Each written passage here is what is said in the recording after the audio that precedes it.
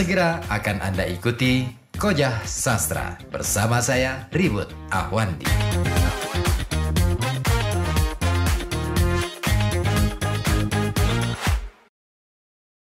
Ada dua kata kan di situ, industri dan kreatif. Betul. Harus ada orang yang ngerti industri, harus ada yang ngerti kreatif. Yes. Oke, gua hanya bisa kreatif. Mhm. Pilihannya kan berarti dua. Hah, Saya hire orang yang ngerti industri atau saya Yes. belajar industri. betul. Nah, itu hal-hal yang sifatnya kolaboratif itu sebetulnya. Betul. Dan aku akhirnya kemarin beberapa waktu lalu sempet nih ngomentari salah satu status teman yang dia ini orang yang sangat paham industri. Saya minta, saya itu punya produk, tapi saya nggak bisa menjualnya. Iya. Kira-kira jenengan bisa nggak jualin produk saya?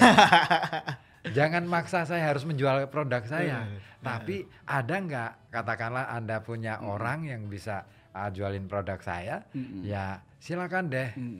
Ini produknya apa? Oh, ini loh Spotify-ku, ini loh iniku. Ini produk kreatif. Nah persoalannya adalah saya nggak bisa jualan. Konyol dong. Ipodo jane. Iya kan? Konyol dong. Aku bikin produk terus aku yang jualan sendiri. Ya apa bedanya aku bakul gorengan gitu. Itu terjadi ketika awal-awal saya belajar berdagang di luar kesenian ya Kang. Di luar kesenian belajar. Aku yo pertanyaan terberatnya yo koyo kuwi Kang. Apa yo aku mampu? Apa yo aku bisa? Padahal kemampuanku dan kalau ngomong sombongnya, aku nang kesenian kok senenge passionku. Kadang kan kayak gitu kan. Akhirnya aku tercerahkan gitu. Ya. Tercerahkannya begini. Kalau mindsetmu tetap berdagang itu dodolan dan mencarinya keuntungan, ya ora tekan loh, kowe harus mlaku-mlaku. Betul. Makanya mindsetmu dirubah gitu. Golek formula yang bisa membuka pikiranmu agar kamu bisa melakukan ini. Akhirnya orang yang tak aja diskusi itu, orang yang tak istilahnya kayak berguru lah gitu. Ya kenapa enggak ilmu kamu yang kamu punya di dunia kesenian, kenapa enggak diaplikasikan di sini gitu. Contohnya tanamkanlah mindsetmu itu bukan jualan produk, tapi jualan jasamu gitu loh. Kayak kamu jualan kesenianmu kan kayak sama aja jual jasamu. Oh iya. Makanya dari ide sederhana itulah muncul, aku nggak mungkin dagang seperti tuku lo gini dagangan kan. Maka aku bikin sistem bahwa aku sebuah pelayan gitu, aku sebuah sistem. Yo mlaku ya ternyata. Gitu. Dan orang ngoyo kan, orang kudu aku ganti dodol gitu. Karena wis tak gawe sistem gitu. Itu udah dibikin, tinggal piye carane ini aja ya. Ngopeni lah istilah bahasa gitu. Jawanya. Oke. Ini menarik Jane. Ini tantangan baru untuk dunia, terutama dunia kesenian ya. Wabil khusus lagi sastra. Memang dunia sastra sampai hari ini saya belum tahu ya. Mungkin teman-teman yang lain juga. Kalau misalkan ada teman-teman yang tahu, silakan bisa gabung di 424474 ataupun di 0855420912. Atau mungkin mau komen di ini. Facebookku juga ada tuh. Wis rame ya komennya? Belum ada komen. Paling pada nonton doang. Biasa. Masyarakat penonton. Jeroy. Iya, Indonesia begitu kan? Yes. Hanya jadi penonton dan satu lagi komentator. Aduh, oke. Punya puisi? Punya cerpen? Atau punya esai? Atau juga kamu punya rekaman pembacaan puisi kamu? Pembacaan cerpen kamu? Atau rekaman musikalisasi puisi kamu? Kirimkan saja karya-karya kamu ke Kojah Sastra. Alamatkan ke email kojahsastra@gmail.com. Pastikan karya kamu diapresiasi dan diulas secara mendalam di Kojah Sastra.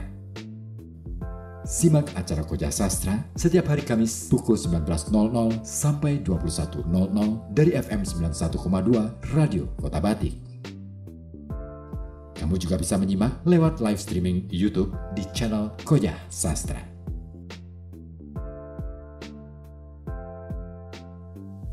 Dengan ilmu pengetahuan, kita bangun peradaban. Dengan teknologi, kita bangun kemajuan.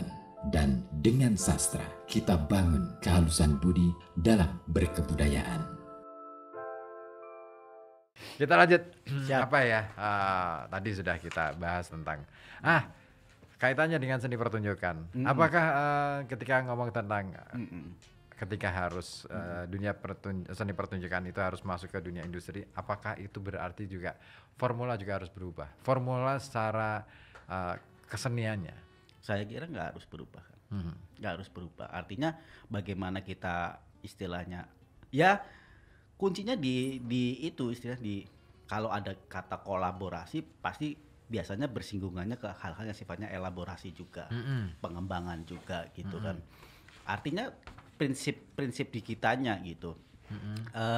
Kalau ngomong konteks seni pertunjukan jelas, kalau bicara industrinya satu ya pasti musik, yang kedua tari, kalau mungkin berikutnya ada di teater atau segala macam gitu kan. Karena bukan dikotomi rating 1, 2, 3-nya bukan. Karena kalau aku melihat habitnya memang kayak gitu. Betul. Habitnya di situ, bukan klasternya atau dikotominya enggak gitu kan. Aku sepakat. Makanya ketika ada habit kayak gitu, nah itulah yang harus menjadi pemantiknya sebetulnya. Harus jadi pemantiknya. Oke, piye carane satu aku bisa survive tapi karyaku juga tidak lepas dari apa yang menjadi idealismeku, tapi tentunya juga harus diselaraskan agar bisa diterima juga. Diterima kan ada banyak hal, diterima di masyarakat, diterima penonton, syukur diterima di industrinya. Kalau kita tidak maintenance banget, yo repot Kang. Bubar gitu. Samplingnya sebetulnya kalau kita mau belajar banyak, yo sampelnya juga banyak. Ada beberapa yang kelompok-kelompok teater atau kelompok-kelompok yang kecil-kecil bisa survive bahkan sangat booming gitu kan, banyak gitu. Aku sepakat, benar. Saya jadi ingat suatu ketika saya pergi ke Bandung, terus mampir ke Trans Studio. Iya. Di situ ada pertunjukan teater, dan itu sudah Industrial.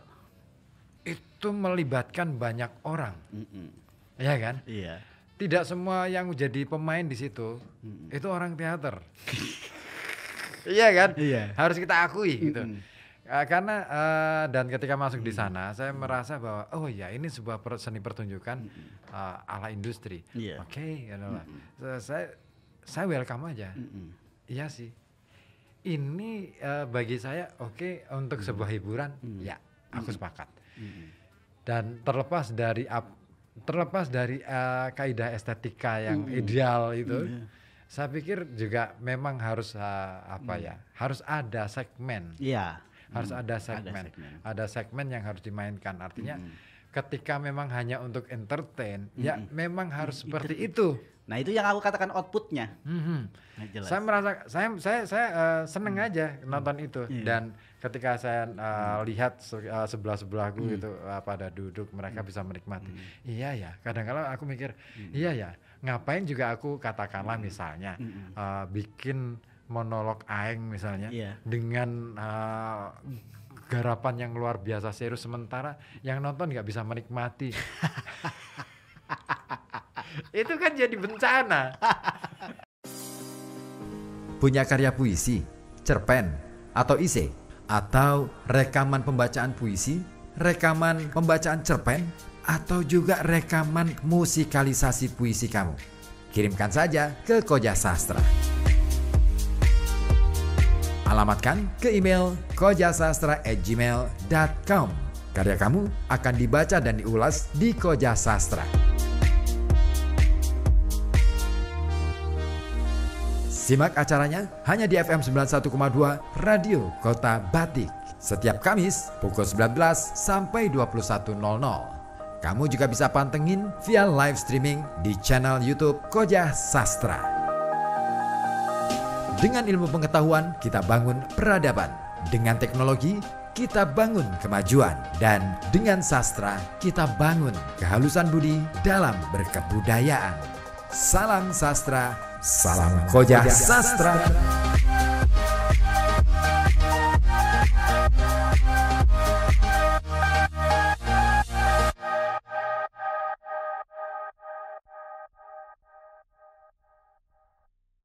gini, misalkan nih ada ulang tahun sebuah kota. Aha. Oke, karena kebutuhannya adalah merangkul semuanya, dirangkul kelompok teater. Ditempatkan di panggung utama outdoor. Gila.